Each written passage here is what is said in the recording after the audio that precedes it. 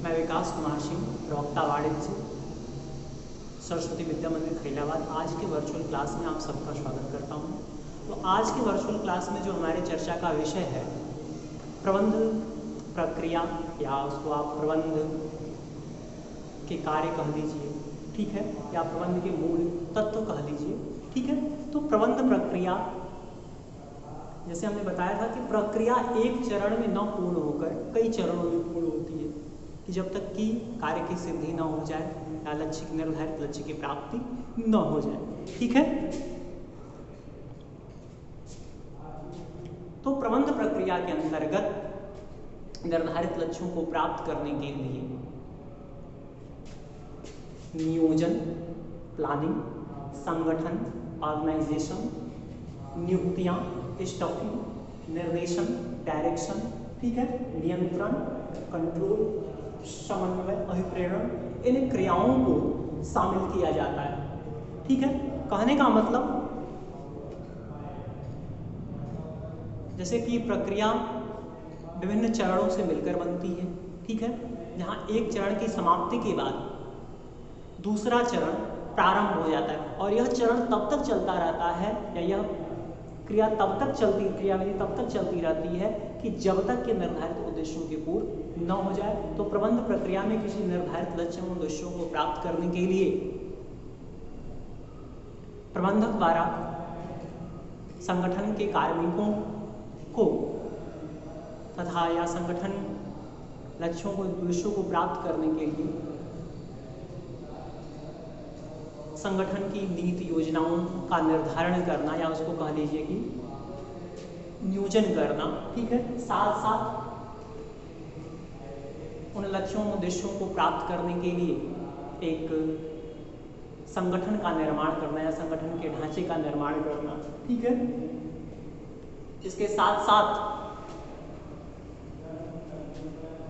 उन कर्मचारियों को निर्देशित करना, ठीक है, नियंत्रित करना, अभिप्रेरित करना और उनकी क्रियाओं को समन्वित करना शामिल है, ठीक है।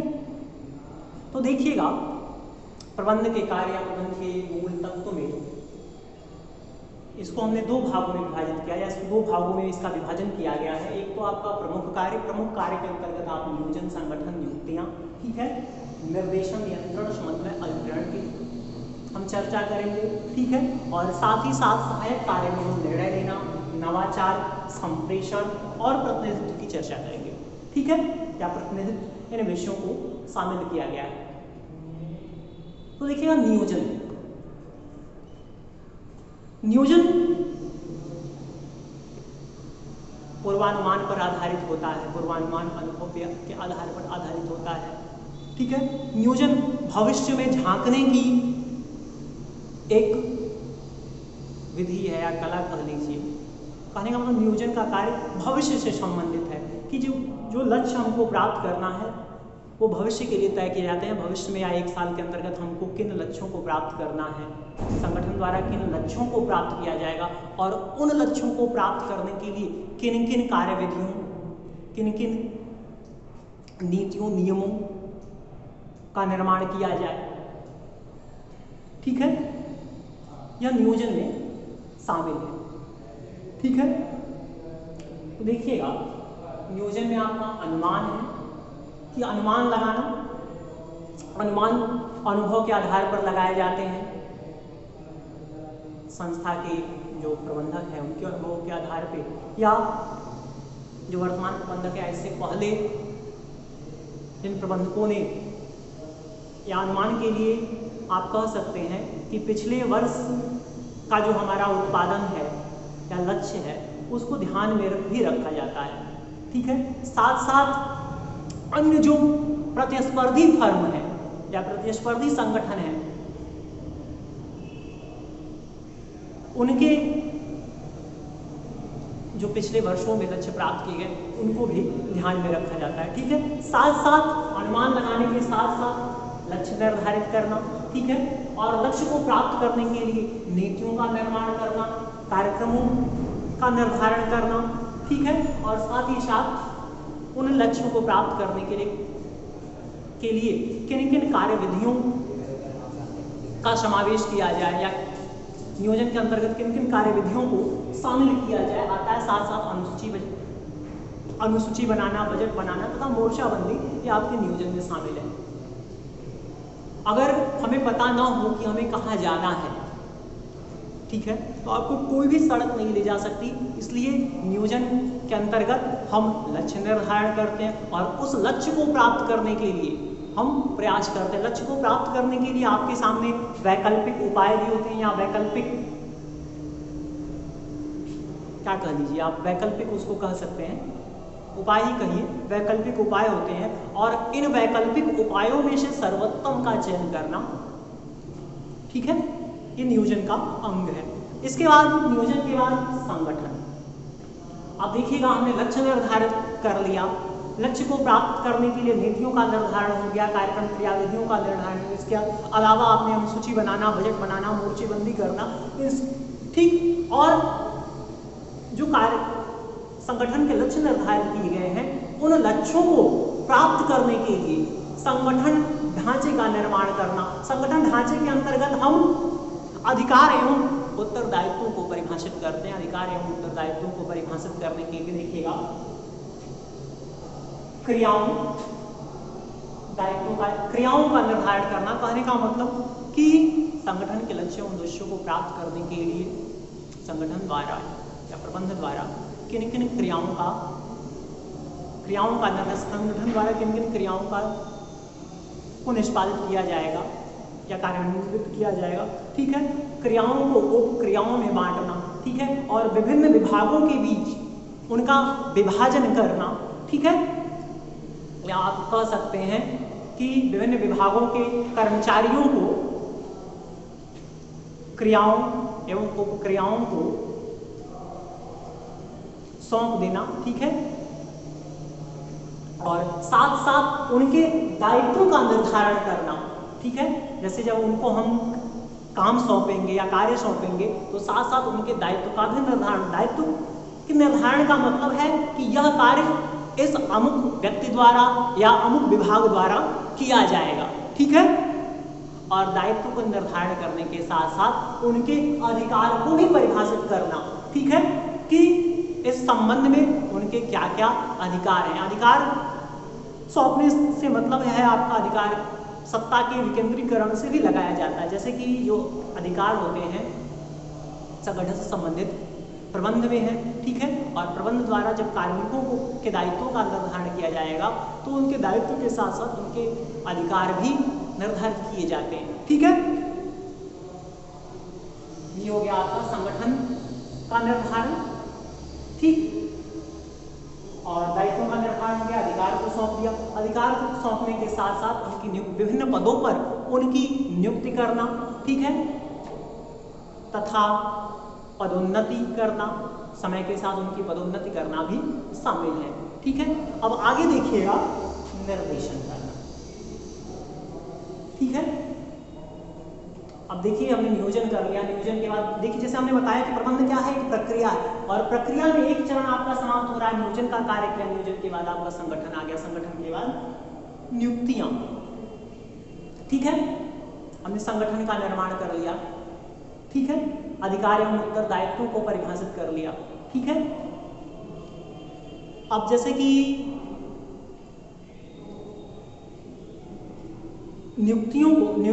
नियुक्तियां या स्टफिंग को प्रबंध के एक अलग कार्य के रूप में विभिन्न विद्वानों ने रखा है, तो इस वजह से हम नियुक्तियों का अलग अध्ययन भी कर या नियुक्तियों को प्रबंध के कार्य में शामिल एक अलग कार्य के रूप में शामिल किया गया। नियुक्तियां के अंतर्गत कर्मचारियों का चयन करना या पहले भर्ती करना, भर्ती निकालना, ठीक है, भर्ती है, चयन है, प्रशिक्षण है, पदोन्नति है, ठीक है, स्थानांतरण है, ये शामिल है, ठीक है। तो नियुक्तियों के अंतर्गत कर्मचारियों की भर्ती करना, उनका चयन करना, चयन में जो सर्वोत्तम का चयन करना या जो जिस क्षेत्र में निपुण है, जैसे कि इससे पहले हमने आपको कार्य विभाजन विशिष्टीकरण के बारे में बताया, तो कार्य विभाजन विशिष्टीकरण का मतलब है कि योग्य व्यक्ति को उसके सामर्थ्य के अनुसार कार्य सौंपना, ठीक है, या जो जिस कार्य में दक्ष है उसको उस प्रकार का कार्य सौंपना, या जो जिस क्षेत्र का विशेषज्ञ है उसको उस क्षेत्र का कार्य सौंपना, ठीक है। ये आपका विशिष्टीकरण या कार्य विभाजन है, ठीक है। चयन के बाद आपका पदोन्नति है, ठीक है। समय के साथ साथ या प्रशिक्षण है, कर्मचारियों को कार्य करने के लिए उचित प्रशिक्षण प्रदान करना, ठीक है, तथा उनको अभिप्रेरित करने के लिए समय समय पर पदोन्नति करना, ठीक है, तथा कार्य करने से व्यक्ति ने एक ही कार्य को अगर व्यक्ति बार बार करे तो उसमें नीरसता उत्पन्न हो जाती है, तो उनका विभिन्न विभागों में हस्तांतरण करके इस दोष को दूर करना, ठीक है, शामिल है, ठीक है। निर्देशन के अंतर्गत या निर्देशन के अंतर्गत देखिएगा, कार्य स्वीकृत योजनाओं, निर्गमित निर्देशों एवं कार्य की किस्म, मात्रा, देखिएगा कार्य जो है ये निर्देशन देंगे, तो निर्देशन के अंतर्गत आपका नेतृत्व है, अभिप्रेरण है, संप्रेषण और पर्यवेक्षण, इन क्रियाओं को शामिल किया जाता है। नेतृत्व का मतलब कि अपने नेतृत्व को एक कला के रूप में हम परिभाषित करते हैं, या कर्मचारियों को प्रभावित करने की कला के रूप में परिभाषित करते हैं कि ठीक है कि प्रबंधक द्वारा अपने कर्मचारियों का नेतृत्व करना या उनको इस तरह से प्रभावित करना, इस तरह से अभिप्रेरित करना कि उनको में कार्य करने की इच्छा जगे, ठीक है, और वो कार्य करने के प्रति चपल हो, ठीक है। अभिप्रेरण है, अभिप्रेरण को हम प्रबंध में एक शक्ति के रूप में परिभाषित करते हैं कि कर्मचारियों को इस तरह से प्रभावित करना या कर्मचारियों को इस तरह से नेतृत्व प्रदान करना, कर्मचारियों को इस तरह से उनके साथ डील करना कि उनमें कार्य के प्रति रुचि जागृत हो, ठीक है, वो कार्य करने के प्रति अभिप्रेरित हो, ठीक है।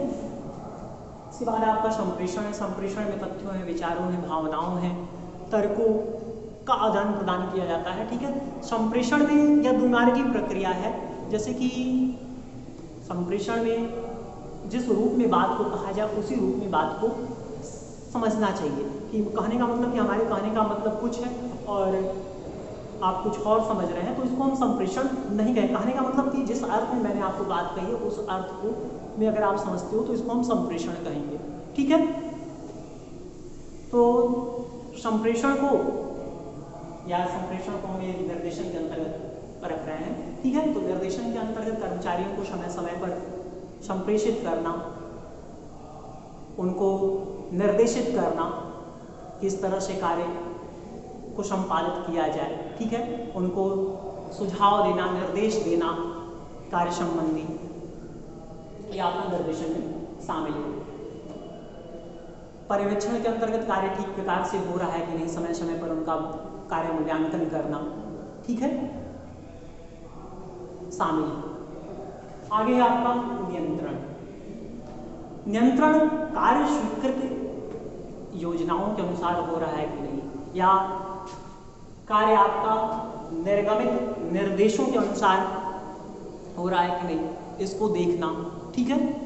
साथ साथ कार्य की किस्म एवं मात्रा के जो माप तय किए गए हैं या निर्धारित माप के अनुसार वो हो रहा है कि नहीं हो रहा है, अगर हो रहा है तो ठीक है, नहीं हो रहा है तो उसमें उसके जांच पड़ताल करना, उसके सुधारात्मक उपाय करना, ये आपका निर्देशन में शामिल है, नियंत्रण में शामिल है, ठीक है।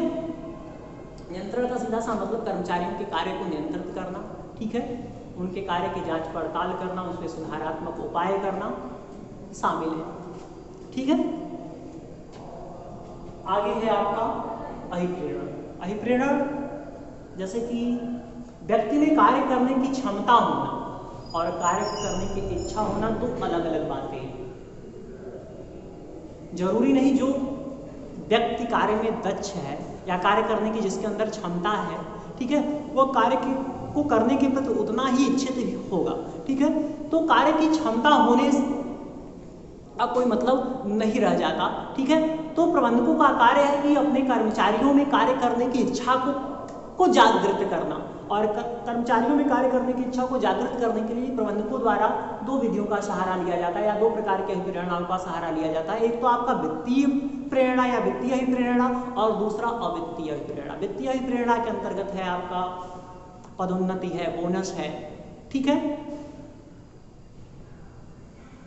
या अन्य पुरस्कार कह सकते हैं, ठीक है। और अवित्तीय प्रेरणाओं के अंतर्गत अच्छी कार्यदशाएं हैं, ठीक है, स्वास्थ्य संबंधी सुविधाएं, चिकित्सा आदि को शामिल किया जाता है, ठीक है। अगला है आपका समन्वय। समन्वय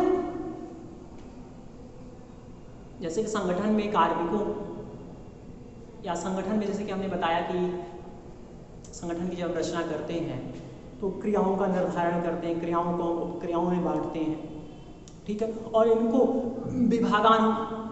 विभागों में बांटते हैं, या जैसे कि संगठन के अंतर्गत उत्पादन विभाग है, वित्त विभाग है, ठीक है, मानव संसाधन विभाग है, विपणन विभाग है, वितरण विभाग है। तो इन विभागों को क्रियाओं को बांटना या जो भी कार्य है कार्य को बांटना, ठीक है।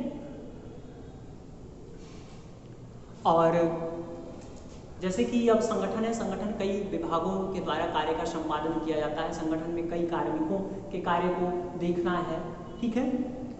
और जहां बात समूह द्वारा कार्य कराने की आती है तो वहां पे प्रबंध का महत्व बढ़ जाता है।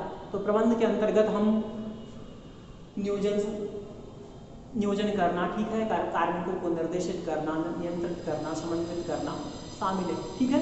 तो संगठन के साथ साथ उनके कार्मिकों को इस प्रकार कार्मिकों के कार्यों को या संगठन के जो विभाग हैं उनके कार्यों को इस प्रकार से समन्वित करना कि कार्य निर्धारित योजना के अनुसार, ठीक है, समयानुसार पूर्ण हो तथा संगठन द्वारा लक्ष्य की प्राप्ति की जा सके, ठीक है। तो समन्वय का मतलब कर्मचारी समूहों का या संगठन के विभिन्न विभागों का समन्वय स्थापित करना, या आप कह लीजिए इनके बीच सामंजस्य स्थापित करना, ठीक है। अगला है, अब हम सहायक कार्य की चर्चा करें तो आपका प्रमुख कार्य के अंतर्गत जो कार्य संगठन द्वारा या प्रबंधन द्वारा किए जाते हैं, प्रबंध के सहायक कार्य के अंतर्गत आते हैं निर्णय लेना। निर्णय लेना जैसे कि अब देखिए नियोजन का कार्य करना है, तो नियोजन का कार्य करना है तो नियोजन में क्या करना है, कब करना है, कहाँ करना है, कैसे करना है आदि प्रश्न उठते हैं। तो यहाँ निर्णय की समस्या आती है, ठीक है। या लक्ष्य निर्धारित करना, ठीक है, नीति कार्यक्रम कार्यविधियां निर्धारित करना, अनुसूची बनाना, बजट बनाना, ये शामिल है। तो इन सभी जगह निर्णय की समस्या आती है, ठीक है। तो निर्णयन सर्वोत्तम विकल्प में से नहीं, वैकल्पिक उपायों में से या जो विकल्प हमारे पास उपलब्ध है उसमें से सर्वोत्तम का चयन करना निर्णय कहलाता है, ठीक है। आगे है आपका नवाचार। अब आज देखिए नित नई नई खोजें हो रही है, जैसे कि माल की पैकिंग को ही ले लीजिए, पैकिंग के नए नए ढंग हैं आ रहे हैं, ठीक है। नई नई तकनीकों का आविष्कार हो रहा है, ठीक है, जैसे संदेश वाहन के साधनों का विकास हो रहा है। तो प्रबंध को चाहिए कि इन तकनीकों के साथ संगठन को परिचित कराया या संगठन में इन नवीन तकनीकों का समावेश किया जाए, ठीक है। नवाचार के अंतर्गत केवल ये जो तकनीक है, आविष्कार है, केवल यही नहीं शामिल है। इसके अतिरिक्त आपके प्रबंध से संबंधित नवीन विचार, नवीन सिद्धांत आ सकते हैं। जैसे कि प्रारंभ में प्रबंध व्यक्तियों से कार्य कराना, या प्रबंध के नकारात्मक विचार के रूप में प्रबंध को देखा जाता था कि प्रबंध व्यक्तियों से कार्य कराना है, ठीक है, चाहे मार कर, डांट कर, डपट कर कार्य किया। लेकिन हम जैसे जैसे आगे बढ़े या जैसे जैसे हम प्रबंध के विचारों का या प्रबंध में नवीन विचार आए, तो ये जो पुराने विचार हैं कि नकारात्मक प्रबंध की अवधारणा खत्म हुई, तो ठीक है, और इसके स्थान पर सकारात्मक प्रबंध आया, ठीक है, तो इसको भी हम नवाचार के अंतर्गत शामिल करते हैं, ठीक है। तो प्रबंध के अंतर्गत नवीन विधियों, नवीन कार्यविधियों, नवीन सिद्धांतों का समावेश करना, जिससे संगठन को उसके लक्ष्य पूर्ति में सहायता मिले, ठीक है। तो प्रबंध का ये भी कार्य है कि प्रबंध में नवाचार को शामिल करना, ठीक है। आगे आपका संप्रेषण। संप्रेषण के अंतर्गत संदेश है, भावनाओं है, तथ्यों है, तर्कों है, विचारों है का आदान प्रदान शामिल है। जैसे कि अभी हमने बताया कि संप्रेषण एक द्विमार्गीय प्रक्रिया है। जैसे कि हमने जिस रूप में बात को कही, अगर आप उसी रूप में बात को समझते हैं तो उसको हम संप्रेषण कहेंगे, लेकिन हमने जिस रूप में बात को कही उस रूप में आप बात को नहीं समझ रहे हैं तो उसको हम संप्रेषण नहीं कहेंगे। तो प्रबंधकों द्वारा अपने कार्मिकों को निर्देशित करने के लिए समय समय पर उनसे संप्रेषण की आवश्यकता पड़ती है, ठीक है। उनको निर्देश देना है, उनको कोई किसी प्रकार का सुझाव देना है, तो उसको संप्रेषण का सहारा लेना है, ठीक है। तो संप्रेषण कार्य को या संदेश को, भावनाओं को, तथ्यों को, तर्कों को उसी रूप में समझा जाए जिस रूप में वह बात कही जाए, ठीक है। इसके बाद है प्रतिनिधित्व करना। ये भी आज प्रबंध के कार्य में शामिल किया जाता है। जैसे कि अभी से पहले हमने चर्चा किया था कि आज प्रबंध पूंजीपतियों के हाथ से निकलकर पेशेवरों के हाथ में आ रहा है, ठीक है। तो जो पेशेवर प्रबंधक है उनका अपने व्यवसाय के स्वामियों के प्रति, ठीक है, साथ साथ बाह्य पक्ष है, जैसे पूर्तिकर्ता है, ऋणदाता है, बैंक है, ठीक है, सरकार है, इसके प्रति भी जिम्मेदारी बनती है। तो हम कह सकते हैं कि जो संगठन के प्रबंधक है उसके द्वारा अपने संगठन का पक्ष रखने के लिए एक प्रबंधक को संगठन के प्रतिनिधि के रूप में जाना जाता है। और आज यह जो विचारधारा है, प्रबंध के प्रतिनिधित्व की जो विचारधारा है वो बलवती होती जा रही है या उसका महत्व बढ़ता जा रहा है। क्यों? क्योंकि जो संगठन का प्रबंधक है उसको उसके बाह्य पक्ष है उसके प्रति अपने संगठन का प्रतिनिधित्व करना है या संगठन से उसे बाह्य पक्ष को परिचित कराना है, ठीक है। तो आज के लिए बस इतना ही।